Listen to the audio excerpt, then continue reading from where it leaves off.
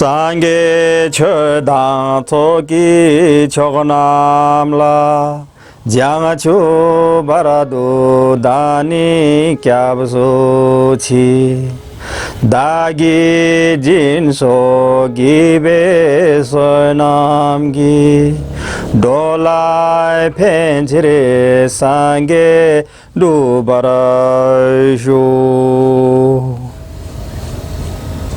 कुनसाङ लामे स्यालुङ अर्थात सम्बन्ध भत्रा गुरुको मुखागम नामक ग्रन्थमा बताइएको छ। हाम्रो शास्त्र तथागतले धर्मको 4 श्लोक पाउनको लागि शरीरमा दियोरूपी खाल्टो बनाई 1000 सलेदो तेल लगाई बत्ती बालेको थिए रे। शरीर अग्निको भुङ्रोमा हाम फाल्ने, शरीरमा 1000 फलामको किल्ला रोप्ने, अग्नि कुण्डमा हाम फाल्ने र छुरीधारलाई पनि उछिनेर जीवनभर नमरुन्जेलसम्म सद्धर्मको खोजनीति गर्नुभयो, जसको फलस्वरूप उहाँले अन्ततः सम्मा सम्बुद्ध लाभ गरेर छाड्नुभयो। यो बोधि लाभ गर्नको निमित्त शास्त्र भगवानले असीम बोधिको चर्य गर्नुभएका थिए। धेरै पटक उहाँले आफ्नो शिर दान गर्नुभयो, अङ्ग प्रत्यङ्ग दान गर्नुभयो, आँखा दान गर्नुभयो, सिङ्गो शरीर पनि उहाँले दान गर्नुभयो। यस प्रकारले उहाँले यो बुद्धत्व ज्ञान लाभ गर्नुभयो, जो समस्त प्राणीहरूको हित र उद्धारको निम्ति थियो। यहाँनेरि म एउटा कथा जोड्न चाहन्छु। कुनै बेला एक शक्तिशाली, प्रभावशाली, बलशाली सम्राट राजाको जन्म भएको थिए, जसलाई चन्द्रप्रभा भनेर भनिन्थ्यो। उहाँको महाचन्द्र नामक मन्त्री पनि थिए। ती शक्तिशाली राज्यको नजिक एउटा सानो राज्य पनि थियो। त्यहाँ भेनसेना नामक राजा पनि थिए। एक दिन चन्द्रप्रभा राजाले दानशाला खडा गरेर घोषणा गर्छ कि जसलाई जे जे चाहिन्छ म त्यसलाई दान गर्छु भनेर दान गर्न थाल्छ र दिनानुदिन उसको कीर्ति फैलिन्छ, ख्याति फैलिन्छ र त्यो नजिकको भेनसेना नामक राजालाई ठुलो चलन हुन्छ। उनको नाम फैलिएको, उनको ख्याति फैलिएको उनलाई चाहँदैन थिए। उनी ईर्ष्या र डाहले निकै जलन भइसके पश्चात एक दिन उनले यस्तो विचार गर्छ कि त्यो राजाको टाउका माग्यो भने टाउकै दिन्छ। त्यसको टाउका माग्नु पर्यो। कसले माग्न सक्छ, कसले ल्याउन सक्छ भनेर उनले आफ्नो जनताहरूलाई भन्छ, लो त्यो चन्द्रप्रभा राजाको टाउका मागेर जसले ल्याउन सक्छ उसलाई मेरो यो आधी राज्य र राजकुमारी पनि उसलाई नै दिनेछु भनेर भन्छ। सिधीमिधी व्यक्तिहरूलाई आँट्न त सक्दैन र एकजना लोभी बाहुनले भने आँट्छ, महाराज म चन्द्रप्रभा राजाको टाउका मागेर ल्याउँछु, यदि तपाईले आधी राज्य मलाई दिनुहुन्छ भने भनेर भन्छ। अनि त्यहाँबाट उनी लाठी टेकेर चन्द्रप्रभा राजाको दरबारतिर जान्छ। दरबारमा राजा बोधिसत्वको सुरक्षा गर्ने देवताले थाहा पाउँछ कि यसले राजाको टाउका माग्न आएको छ, यसलाई भित्र छिराउनु हुँदैन भनेर भित्र दरबारभित्र छिर्न दिँदैन। यो कुरा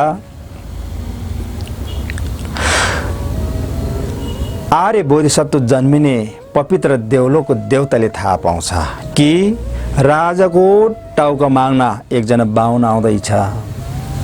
राजाले जसरी भए पनि आफ्नो टाउका दान गर्नु नै पर्दछ, किनकि यो अन्तिम दान हो, यो अन्तिम दान हो। यो दान पूर्ण गर्न सके उनले बौद्धि लाभ गर्नेछन्। त्यसैले बाहुन बाहिर आइराखेको छ भनेर राजालाई राति सपनामा बाहुन टाउका माग्न दान माग्न बाहिर आइराखेको, तर भित्र छिर्न नपाएको, दान नपाएर बसिरहेको कुरा सपनामा देखाउँछ। अनि राजाले थाहा पाउँछ। राजाले बाहुनलाई भित्र बोलाउँछ र अनि राम्रा राम्रा कुराहरू, खानेकुराहरू इत्यादि इत्यादि उनलाई चढाउँछ। अनि बाहुनले भन्छ, मलाई त यस्तो प्रकारका वस्तुहरू दान गरेर दिएर त हुँदैन, मलाई त राजाकै टाउको चाहिन्छ भनेर भन्छ। अनि मन्त्रीले सुनको, हिराको राजाकै जस्तो टाउको बनाएर दिन्छ। हे बाहुन बाजे, राजाको टाउको के काम तपाईलाई? हाट मासुले बनेको टाउको के काम? यो टाउको लिएर जानुस् न भनेर भन्छ। तर बाहुनले मान्दैन, मलाई त राजाको टाउको नै चाहिन्छ, म अरू दानले अरू दिएर मलाई हुँदैन भनेर भन्छ। अनि राजाले एक दिन आफ्नो टाउका दान गर्ने निर्णय गर्छ र राजाले तिथिमिति पनि तोक्छ।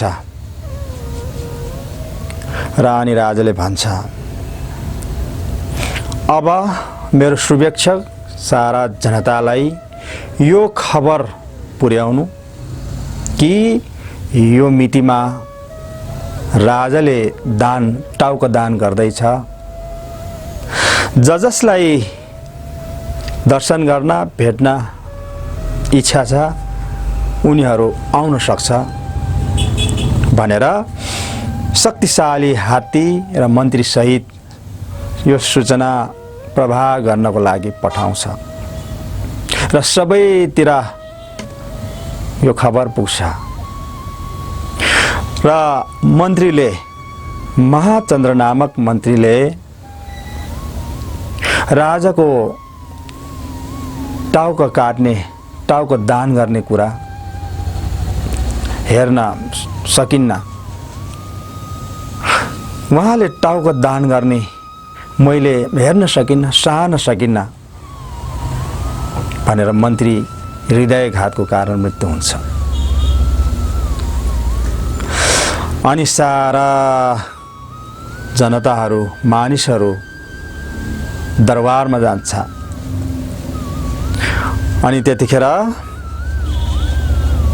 राजाले टाउका दान गर्नको लागि तत्पर हुन्छ। र अनि बाहुन बाजेले, बाहुनले भन्छ, हे महाराज,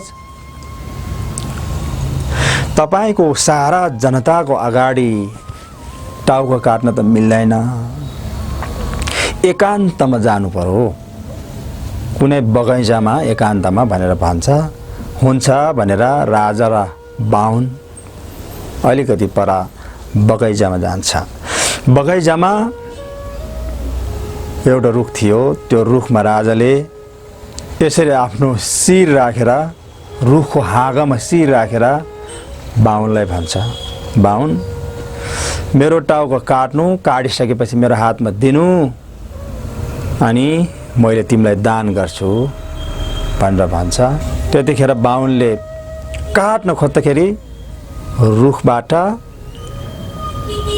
वृक्षदेवी प्रकट भएर झडाममा झापट हान्छ, बाहुन लड्छ।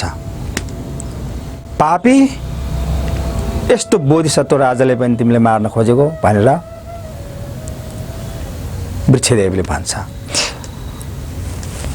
अनि राजाले वृक्षदेवीलाई भन्छ, हे वृक्षदेवी, त्यसो नगर्नु, किनकि मैले 999 पल्ट राजा भएर टाउको दान गरिसकेको छ।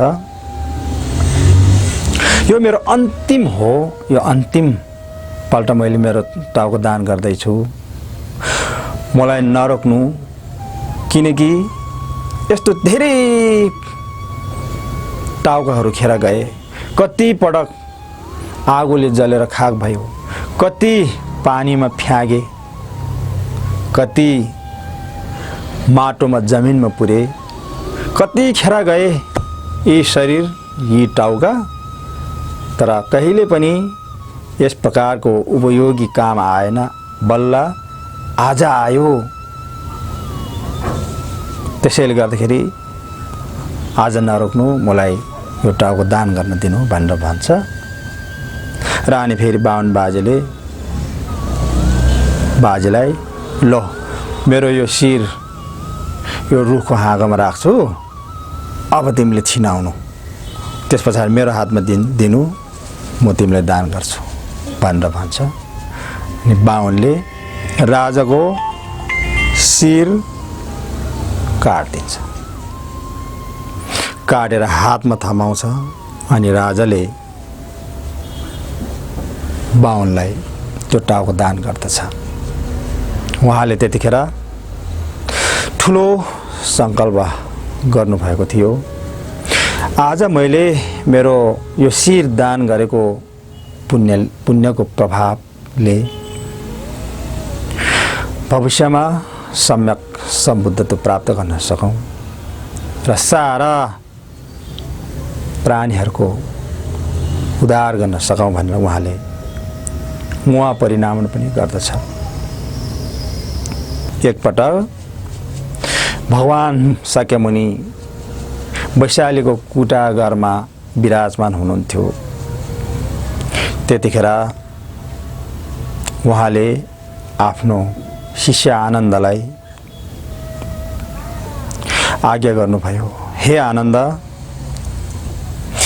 यो 4 रीतिपात जसले प्राप्त गर्छ उसले चाह्यो भने 1 कल्पसम्म पनि बाँच्न सक्छ। भगवानले 3 पटकसम्म दोहोर्याउनुहुन्छ। आनन्दलाई दोषी नामक मारले लठ्याएको कारणले उनले बुझ्न सक्दैन कि तथागतलाई देह नत्याग्नको निम्ति अनुरोध गर्नुपर्छ भन्ने थाहा हुँदैन। र अनि आनन्द त्यहाँबाट जान्छ आफ्नो आश्रममा र एकछिनमा त्यहाँ दुसी नामक मार आउँछ। त्यो मारले अनि भगवानलाई बिन्ती गर्दै भन्छ, भगवान, यो संसारमा धेरै अरहत श्रावक बुद्ध बोधिसत्वहरू धेरै आउनुभयो। त्यसैले अब हजुरले छिटोभन्दा छिटो देह त्याग्नु पर्यो, यो संसार छोड्नु पर्यो भनेर भन्छ। पटक पटक भनेपछि भगवानले अनि घोषणा गर्नुहुन्छ कि अब 3 महिना पछाडि मैले देह त्याग गर्नेछु। यति घोषणा गर्ने बित्तिकै ठुलो भूकम्प जान्छ त्यहाँ। अनि आनन्द अचम्मचकित भएर सपना पनि नराम्रो आयो, झसाङ भयो, ठुलो भूकम्प गएछ। भगवानलाई केही भयो कि भन्ने चिन्ता लागेर तुरुन्तै त्यहाँ गएर अनि भगवानलाई बिन्ती गर्दछ, भगवान यो के भयो, म त निकै डराइराखेको छु, यो के अचम्म भयो भनेर भन्छ। अनि भगवानले भन्नुहुन्छ, हे सर्व आनन्द, भूकम्प 8 प्रकारले जान्छ। त्यसमध्येको आजको भूकम्प चाहिँ अबको 3 महिना पछाडि मैले देह त्याग गर्नेछु, तथागत भगवानले देह त्याग गर्दैछु भन्नुहुन्छ। अनि आनन्दले बिन्ती गर्दै रुँदै भन्छ, भगवान हजुर कल्पौँ विराजमान भइदिनुहोस्, देह त्याग नगर्नु भनेर भन्छ। आनन्द ढिलो भइसक्यो, मैले पहिल्यै भनेको थिएँ, तिमीले बुझेनौ, ढिलो भइसक्यो भन्नुहुन्छ। त्यस पछाडि आनन्द भाव विह्वल र रुवाबास हुन्छ र सारीपुत्रले थाहा हुन्छ। सारीपुत्रले यो कुरा सोच्न सक्दैन, थाम्न सक्दैन। उनले आफ्नो जन्म भएको नालन्दातिर गएर उनले पनि देह त्याग गर्दछ। सारा संसारमा सारीपुत्र पनि देह त्यागे भनेर व्यापक हल्ला फैलिन्छ, सबैले थाहा हुन्छ। अनि आनन्द आशा या पीडा भएर भगवानलाई अनुरोध गर्छ, हे भगवान सारीपुत्र पनि देह त्यागे, हजुरले पनि 3 महिना पछाडि देह त्याग्दै हुनुहुन्छ भनेदेखि हामी अब कसको भरमा पर्ने, कसको भरमा बस्ने भनेर उनले भन्छ। अनि भगवानले भन्नुहुन्छ, हे आनन्द, भगवानले अथवा देह त्याग, मैले देह त्याग गरेको अहिले मात्रै होइन, मैले भन्दा अगाडि सारीपुत्रले देह त्याग गरेको अहिले मात्र होइन, पहिला पनि उनले देह त्याग गरेका थिए। जुन अघिको चन्द्रप्रभा राजाको कथा यहाँनेरि जोडिएको छ कि पहिला बोधिसत्व चन्द्रप्रभा शक्तिशाली बलशाली राजा मुनै थिए र मेरो महाचन्द्र नामक मन्त्री सारीपुत्र थिए। मैले त्यतिखेर एकजना बाहुनलाई शिर दान गर्नुभन्दा पहिला उनले सहन नसकेर, हेर्न नसकेर उनले देह त्यागेको थिए, अगाडि नै देह त्यागेको थिए। त्यो अगाडि देह त्याग गरेको महाचन्द्र नामक व्यक्ति सारीपुत्र नै हो। त्यतिखेरको चन्द्रप्रभा नामक राजा मुनै थिए। त्यतिखेर मेरो शिर माग्न आउने बाहुन देवदत्त थिए र शिर माग्नको लागि, काट्नको लागि, दान माग्नको लागि पठाएको राजा भेनसेना राजा दुशी नामक, अहिलेको दुशी नामक मार हो। त्यसैले यस प्रकारले आज सारीपुत्रले मैले भन्दा अगाडि देह त्याग गरेको हो भनेर भगवान बुद्धले भन्नुहुन्छ।